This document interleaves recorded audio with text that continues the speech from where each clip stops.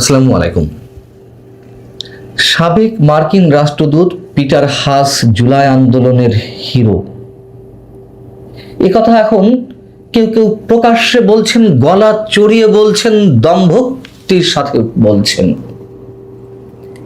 কিন্তু কেন পিটার হাসি বা কেন জুলাই আন্দোলনের রিয়েল হিরো হতে যাবে? জুলাই আন্দোলনের রিয়েল হিরো হলে তো যারা নিহত হয়েছেন, আহত হয়েছেন, তারা হবেন রিয়েল হিরো। আর নতুন করে কেন এই কথা প্রকাশ্যে বেশ দম্ভের সাথে বলা হচ্ছে, সেটিও নিশ্চয়ই আমাদের বিবেচনায় নেওয়া দরকার। এবং এই কথাগুলো যারা বলছেন তারা জানত না কোনো ব্যক্তি নন, একেবারে সাধারণ কোনো ব্যক্তি নন। এই কথাটি বলছেন সানজিদা ইসলাম তুলি। একটি ভিডিও ভাইরাল হয়েছে, অনেকে আপনারা হয়তো সেটি দেখেছেন। সানজিদা ইসলাম তুলি হচ্ছেন বর্তমানে বিএনপি দলীয় সংসদ সদস্য, সংরক্ষিত আসন থেকে নির্বাচিত। তার আরো একটি বড় পরিচয় হচ্ছে আওয়ামী লীগ সরকারের সময় যারা গুম হয়েছেন বলে অভিযোগ রয়েছে, যারা ফিরে আসেননি, তাদের মধ্যে একজন 2013 সালের 4 ডিসেম্বর আইন শৃঙ্খলা রক্ষাকারী বাহিনীর হাতে গুম হয়েছিল বলে যে অভিযোগ পরিবারের পক্ষ থেকে, সাজেদুল ইসলাম সুমন, যিনি রাজধানীর তৎকালীন 38 নম্বর ওয়ার্ড বা এখন যেটি 25 নম্বর ওয়ার্ড, সেই ওয়ার্ডের বিএনপির সাধারণ সম্পাদক ছিলেন। সেই সাজেদুল ইসলাম সুমনের বোন, যারা গুম হয়েছেন, যারা নিখোঁজ হয়ে আছেন এখনো, নিশ্চয়ই আমরা তাদের সেই পরিবারগুলোর যে যন্ত্রণা, যে কাতরতা খানিকটা হলেও উপলব্ধি করতে পারি। কিন্তু সানজিদা ইসলাম তুলিরা কেন এই 24শে আন্দোলনের রিয়েল হিরো বানাবেন পিটার হাসদের? কারণ তো নিশ্চয় রয়েছে। Mr. Peter Haas, which was Honorable Ambassador, ex-ambassador, he is the real hero for us. তার মানে থলের বিড়াল ধীরে ধীরে সবটুকু বেরিয়ে আসছে। এই সানজিদা ইসলাম তুলির বর্তমানে আরো একটি পরিচয় আছে, বিশেষ পরিচয়। সেটি হচ্ছে জাতীয় সংসদ ভবনের সামনে যুক্তরাষ্ট্রের যেই স্বাধীনতা দিবসটি উদযাপিত হলো, আমাদের সংসদ ভবনের সামনে তাদের যে পতাকা উড়ল, সেটি যাদের আয়োজন হয়েছিল ককাস কি সেটি আপনারা জানেন, এর আগেও আপনাদের সামনে শেয়ার করেছি যে বাংলাদেশ যুক্তরাষ্ট্রের বিভিন্ন ইস্যুতে অগ্রাধিকার ভিত্তিতে যারা কাজ করবেন সংসদ সদস্যদের মধ্য থেকে, তাদের নিয়ে গঠিত যে বিশেষ কমিটি, সেটি হচ্ছে ককাস। এছাড়া অন্যান্য বিষয়ে ককাস গঠিত হয়। সানজিদা ইসলাম তুলি হচ্ছেন সেই ককাসের সদস্য। কেন তাকে এতে আনা হলো বা সদস্য রাখা হলো? খুব স্বাভাবিক প্রশ্ন উঠতে পারে। তিনিই তো বলছেন যে পিটার হাস রিয়েল হিরো। এ কথা তো সত্য যে যুক্তরাষ্ট্র যখন আওয়ামী লীগ সরকারের উপরে অনবরত চাপ প্রয়োগ করে আসছিল, বিভিন্ন শর্ত দিয়ে আসছিল, যে কোনো মূল্যে অবাধ, সুষ্ঠু, নিরপেক্ষ, অংশগ্রহণমূলক নির্বাচন করতে হবে, দেশের অধিকাংশ মানুষ, প্রতিটি সচেতন মানুষ যুক্তরাষ্ট্রের সেই দাবিকে সমর্থন জানিয়েছিল, আমরাও জানিয়েছিলাম।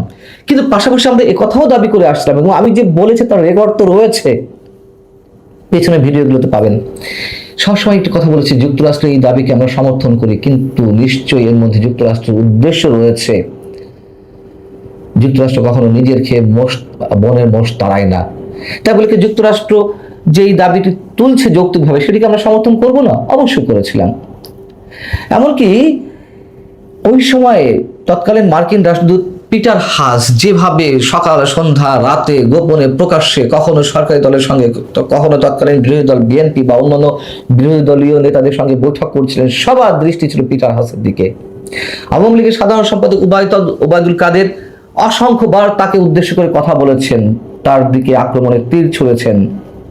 আবার বিএনপি সহ তৎকালীন বিরোধী দলের কারো কারো কাছে পিটার হাস ভগবানে উপনীত হয়েছিলেন।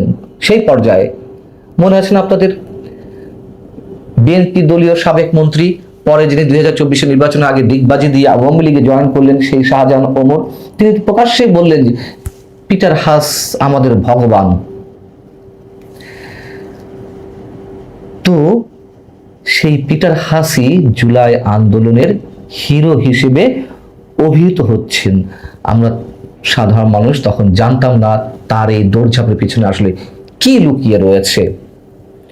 কি লুকিয়ে ছিল সেটি সম্ভবত সানজিদা ইসলাম তুলিরা জানতেন, যার কারণে তাকে রিয়েল হিরো বানানো হচ্ছে।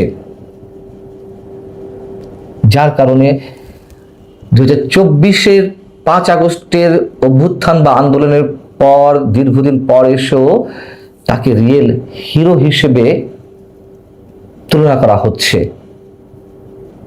আর এ কারণেই সেই সানজিদা ইসলাম তুলিরা ককাসের সদস্য হিসেবে মনোনীত হন। 24-এর আন্দোলন কিভাবে নির্মিত হয়েছিল, পিছনের ডিপ স্টেট কতটা কাজ করেছে, যুক্তরাষ্ট্র কিভাবে ছিল, সেই কথা তো এখন এনসিপির ভাবগুরু ফরাদ মজহারও স্বীকার করছেন। তিনি প্রকাশ্যে বলছেন যে রিজিম চেঞ্জ করেছে যুক্তরাষ্ট্র।